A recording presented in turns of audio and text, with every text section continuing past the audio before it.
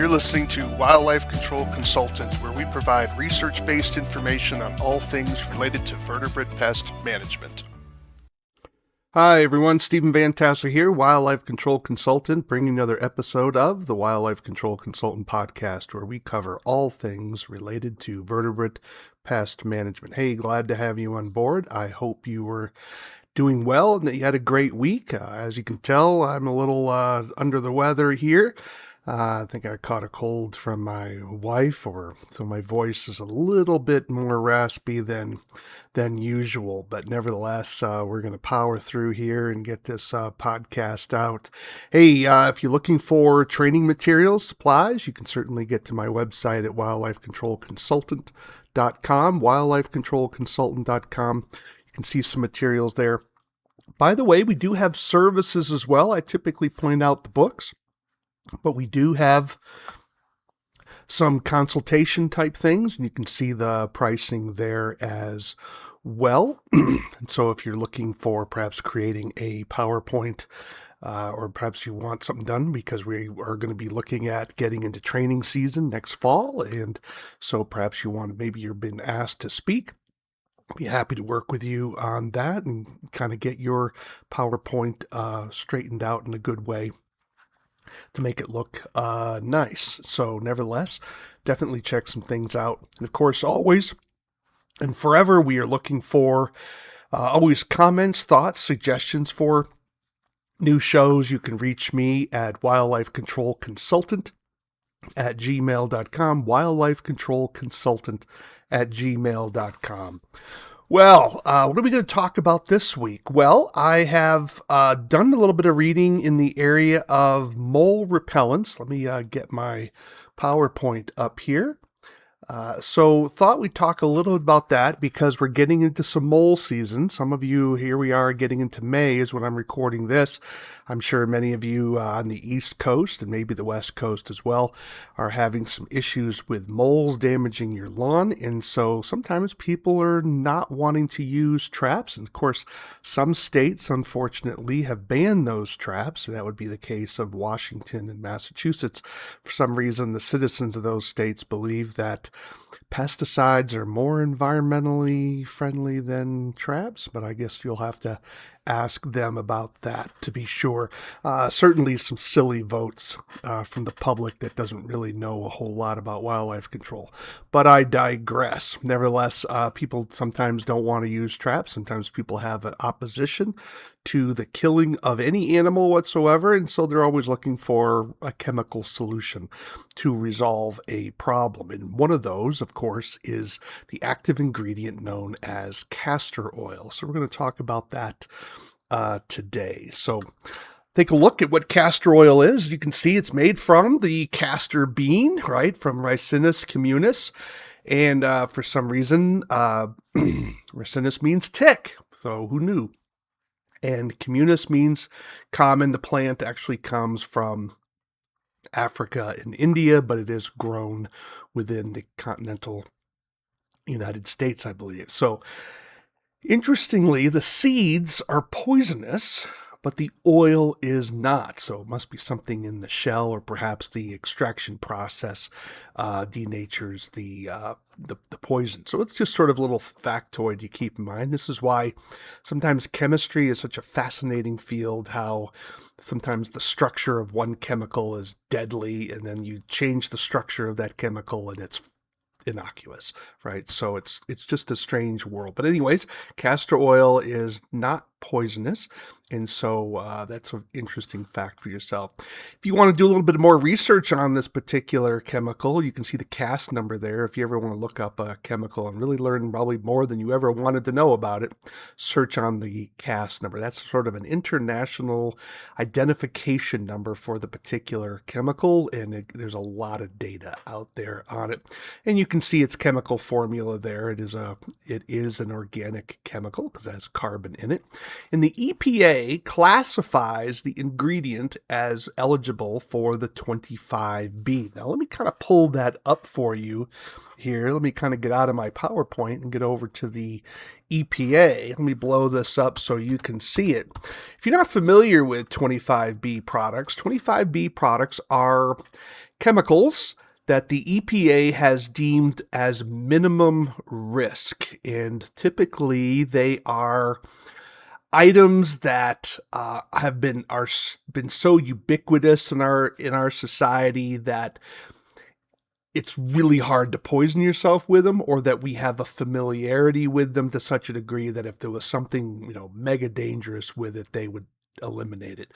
So some of the things, for example, we actually consume, like capsaicin, right? So if you ever have a hot pepper, for example, you've consumed capsaicin. So capsaicin would be one of those. But anyways, if you scroll down, here we are in the Title 40, Chapter 1, Subchapter E, Part 152, Subpart B, Section 152.25. This has the exemptions for pesticides of a character not requiring FIFRA regulation. So what the EPA does with 25B products is that the manufacturer doesn't have to go through the litany of tests to that other pesticides are required. And so these are what's called minimum risk. Now, in order to, only the chemicals that are in that list of approved ingredients don't have to go through it. And they're always evaluating new products, and new products will be added in, I'm sure, over time. Now, when someone wants to use a pesticide as a 25B, they have to list, of course, the active ingredient. All pesticide manufacturers have to do that.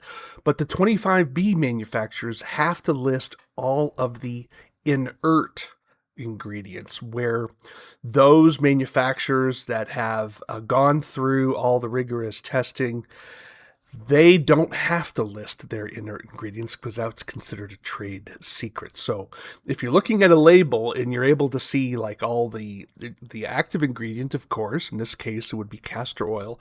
If a company is using castor oil and then mixing it with something else, the inert ingredients also have to be completely listed on the label. And in some cases, of course, the EPA has a list of qualified inert ingredients as well that manufacturers can appeal to. So just getting a little bit into the weeds there on the regulation side. But if you scroll down on this particular page, you can see some of the principles behind their decisions on different chemicals, that whether they qualify for 25B. But if you really want to just get into it, you can just see the list of products, and you can see castor oil it's alphabetically listed here. Castor oil is number 1, and it has that CAS number here. And then you can see cedarwood oil, different types. You have one from China, one from Texas, one from Virginia, right? Notice there are different CAS numbers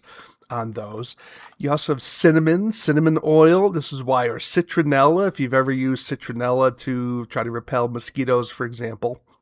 The reason why you're able to purchase that, because manufacturers don't have to go through all the expensive and costly testing, because the EPA has considered citronella oil a 25B. And you can go down this entire list. And it's pretty long. And, if that's something, so if you ever wanted to get into the business of making pesticides without going through all the testing rigmarole, well, then you'd want to use 25B products. But bottom line for us is the castor oil is considered a 25B product. That's probably more than you wanted to know, but nevertheless, I think it's important for you to be aware of that. So, lastly, understand that castor oil can cause, if it gets into your eyes, can cause some mild eye irritation. So something to think about. Now, if you read Mother Earth News, this is from an article published in 2005. So we're looking at over 20 years ago. Barbara Present writes the following, and she says that, referring to castor oil, it's a repellent mixture of castor oil and soap. This is sort of a homemade version. Usually causes moles to leave an area. Put 1/2 cup each of castor oil and dishwashing liquid in a jar. Shake well. Use this as a concentrate and mix 2 to 3 tablespoons in a gallon of warm water. Use a watering can to dribble it over an area you want to protect. Castor oil-based commercial product called BolMed can save you some of the mixing. Until you get the animals to feed somewhere else, make time to visit your garden each morning and step on all the tunnels around your plants. Well, one of the things is most moles are not interested in your plants, and so there's a little bit of misconfusion there. Now, there are some moles in the northwestern part of the country that will consume some plant material, but for the vast majority of moles, they're primarily insectivores, and so they're not really that interested in plants per se. But there is one in the northwest, Washington State, I think Oregon as well, where it will eat some plant material.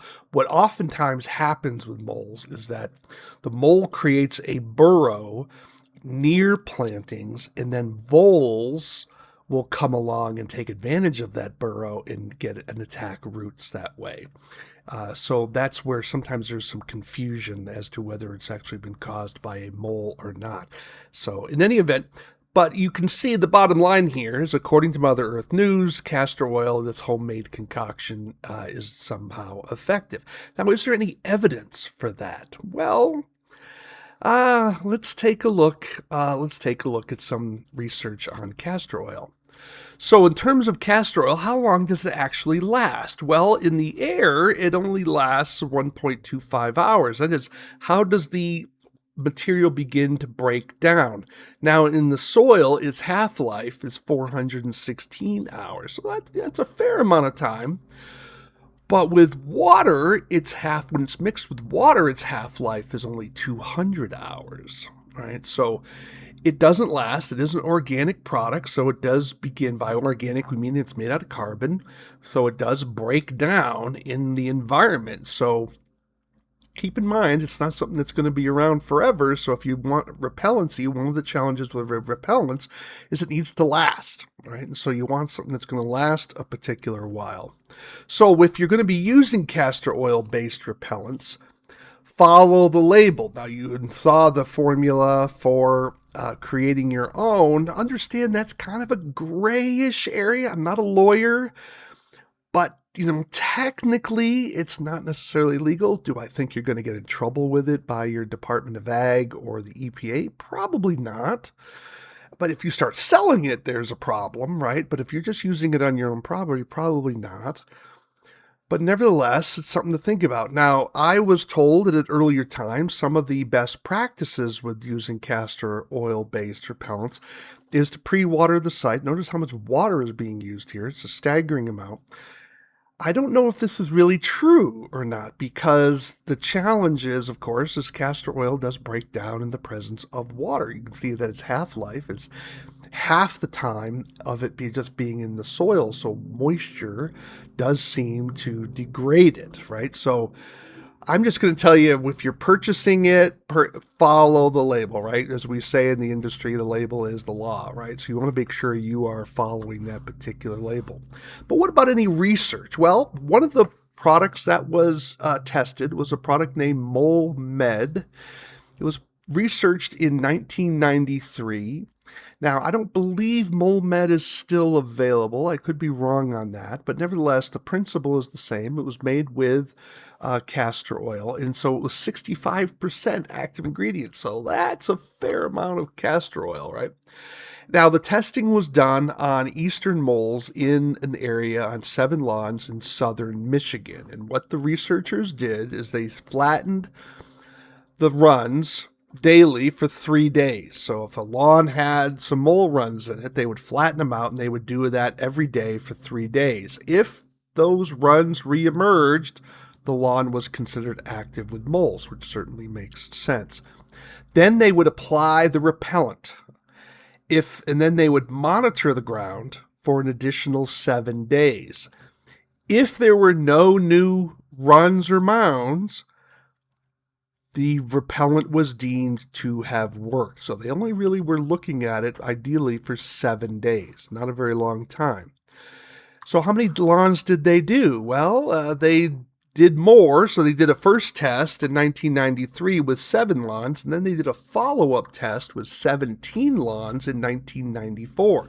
Notice the dates here. So they did it in September. I didn't have that down here, but it's from my memory.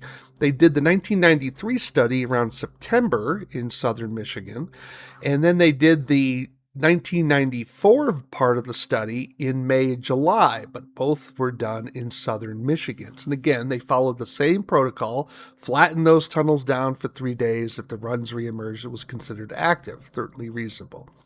Now, of the 17 lawns, 11 were treated with a repellent,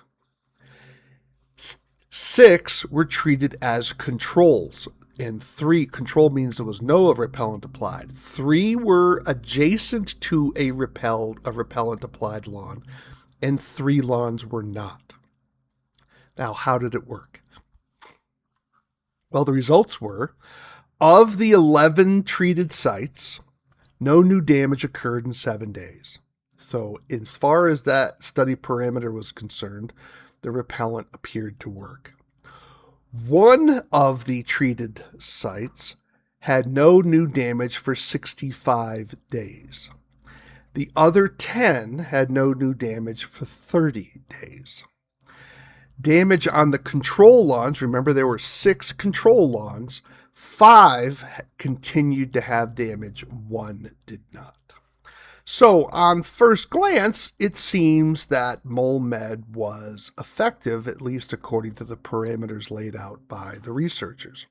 Well, was there any other research done on castor oil? Well, there was. This is a product that was tested called Mole Exit, and the research was done in 2001, February to June, in central Kentucky. Again, both studies were researching the castor oil with the eastern mole. The eastern mole has the largest geographical range within the United States. So it covers, as you know, basically the most of the eastern seaboard all the way out, at least to Michigan, down south, down into the Ohio River Valley, and Kentucky, and further south as well. It's a pretty large area that the eastern mole covers. Now, when they did their study, they tested 38 lawns with mole activity, and they basically broke it down into 4 treatment groups. 1 treatment group, they had flattening. 1 treatment group, they used the normal application rate of 19.5 kilograms per hectare. Now, a kilogram is 2.2 pounds. A hectare is 2.5 acres. And then they used a higher level of repellent. In other words, they went above the label requirements, and they tested at 39.0 kilograms per hectare. And then they had their control sites. Well, how did that work out? 63% of the treatments had reduced or no mole activity. And you say, well, what do you mean by that? Well, they were looking primarily at the length of the burrows that were created. And that's what they used as their formula for determining efficacy. So burrow length per treatment in the pre-treatment time was 38.1 meters. That's the average. After treatment, the length of burrows was 5.9 meters. 38 lawns with mole activity. Again, those treatments were randomly applied. Of the flattening, sometimes people just go out in the grass and just start flattening things down. 75% still had mole activity, right? So don't bother flattening out the runs. It may make you feel good. You may feel all warm and fuzzy inside. I'm doing something to fight the mole. It's basically useless. It's a waste of your time. The only benefit of doing that is it does increase the probability that your grass will stay green because you're kind of reattaching some of those roots, getting them closer to the soil, because that's often what causes the grass to die, is the roots have been exposed and no longer and separated from the surrounding soil. But here's the thing. Mole activity resumed in most plots, most of the treated plots, 6 weeks after treatment application. So if you're looking for long-term, well, long-term is going to be a month to month and a half. There does seem to be some evidence, and this was actually found in the prior study, that rainfall does seem to reduce repellency effect. At least that's what the researchers were surmising. I personally think that could be the case, but it could also be that rainfall forces the food that the mole eats closer to the surface, therefore re-stimulating mole activity toward the surface. Remember, moles don't hibernate, so they follow the food. When the food goes deep, and the soil goes dry and the food goes deep, the moles go deep. And if the moles go deep, they're not creating a lot of those runs. They may go into areas that have leaves and more wooded areas and that are going to have higher moisture where they can continue their work, and that's not going to bother. But if there is water, of course, that's going to force that food close to the surface. The mole is going to then feed closer to the surface because he's going to hunt for where the food is. This is why sometimes people will have damage with moles in the spring, damage with moles in the fall, and not so much in the middle of the summer. Irrigation, of course, if you have a sprinkler system, kind of screws that all up because now you have moisture throughout the summer. Where other times people would just simply have mole activity in the spring when you have spring rain, and then you have maybe a little bit of cooler weather and a little bit of rain in the fall. Again, that food comes close to the surface after the moisture, and the moles are going to follow it. And then, of course, they're abandoning a lot of lawns that aren't watered in the summer because it's usually so dry. Just another thing to think about. Again, I don't have research on this particular issue, but we do know that moles are going to follow the food, which would be worms and grubs. Keep in mind, you can have a yard that is grub-free and still have moles. So don't think that moles, the mere presence of moles, is a result of having grubs. Moles are primarily going after earthworms. So if you have a lot of earthworms, you can certainly have moles. So what do we do with all this? Well, as you can probably tell by the tone of my voice, I'm not a huge fan of castor oil as a repellent. I'm not really radically convinced that it is as good. Now, there is evidence that suggests that it does have some effect on repelling moles. Okay, but let's look at some of the evidence in a different light. Keep in mind that both of those studies, they were limited in terms of the area they were researching and the time that they were researching. Now, what do I mean by that? Well, moles will cover a few acres. So if your study area is simply a lawn and that lawn is less than an acre, how do you know that the repellent is what caused the mole to leave the area as opposed to simply the mole running out of food, or the mole simply going to an area that had more food than the area you were treating? Every day that goes by that you've been monitoring that mole in your yard, there's going to be less and less food available for that particular mole. The mole ultimately has to make a decision. Is my digging in this area giving me enough energy to justify the cost of digging? And then you also have the issue of time, right? And so one study went on and monitored for 65 days. That's certainly a fair amount of time. And the argument could be made that, well, no repellent is really long term, but 30 days is a reasonable amount of time. And I'll concede that, to be sure.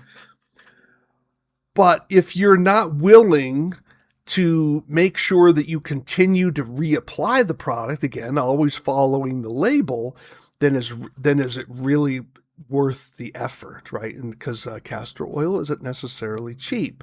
So, and plus your time and labor involved in applying it as well. So that's the challenge here with some of these studies. And so the other question I want to leave you with, and that is, once a mole burrow system has been created, how often must it expand to keep it feeding? In other words, the idea is that if a worm pops its head into the burrow system, why would a mole have to dig to just simply grab it and pull it out of the ground? Because things are going to fall into that open burrow system, and why wouldn't the mole take advantage of that? Just keep running its route. Well, it's something to think about, to be sure. So before you go out and buy yourself a whole bunch of castor oil or castor oil based products, have reasonable expectations. It is a legal product. It can be used. So, and there is some evidence that suggests it may be effective, but have reasonable expectations for the product. Don't think it's going to be the Shangri-La that's going to work, because your situation may be different. Would love to get your feedback. I think these are things we have to crowdsource. You say, well, Stephen, what test would convince you? Well, I would like to see a test that it would probably cost too much money, but I'd like to have a test where we were actually monitoring the activity of moles by putting some sort of tracking device on them would be first, and then following the activity of that particular mole. In other words, treating that mole's entire home range to see if we can get it to drive out. Now, that's a pretty stringent test, right? So some people are like, well, I don't need to do that. I just need them out of a particular area. Fair enough. But if we're really going to put the rigor to the repellent to see how well it works, how noxious is it to a mole, if at all, right? So maybe we even capture some moles and try to do some lab studies to see if the castor oil is even noxious to moles. So I don't know, because that's going to be the ultimate question. I'd like to see some evidence on that particular area. But anyways, these are the studies that I was able to find. This is basically what we have at the moment. So buyer beware and have reasonable expectations, and it certainly may work for you. Again, would love to hear from you, your thoughts. If you've had great success with castor oil, I'd love to hear your thoughts on that. You can reach me at wildlifecontrolconsultant@gmail.com, wildlifecontrolconsultant@gmail.com. Perhaps you're aware of some other research that was done more recently than 2001. Would love to hear from you as well. Perhaps send that along, and we definitely want to get that information out to a wider public. Why? Because the Wildlife Control Consultant podcast is all about research-based information on managing our conflicts with vertebrate pests. So this is the kind of thing we want to deal with. We're not interested in just a lot of hearsay and a lot of unconfirmed anecdotal reports. We want solid information that is reasonable and effective, that people can use to implement to manage their conflicts with wildlife. All right, well, that's it for this week. Until next time, take care, everybody. This is the disclaimer for Wildlife Control Consultant Podcast. Vertebrate pest control is an inherently dangerous activity involving risk of bodily injury to you, others, and or property. Vertebrate pest control also involves legal issues, so be sure to always follow national, state, provincial, and local laws when using pesticides and or other control methods when controlling pests. Wildlife Control Consultant LLC, Stephen M. Van Tassel, or their affiliates are not responsible for your use of the information provided here. Always consult a qualified and appropriate professional before employing the information provided here.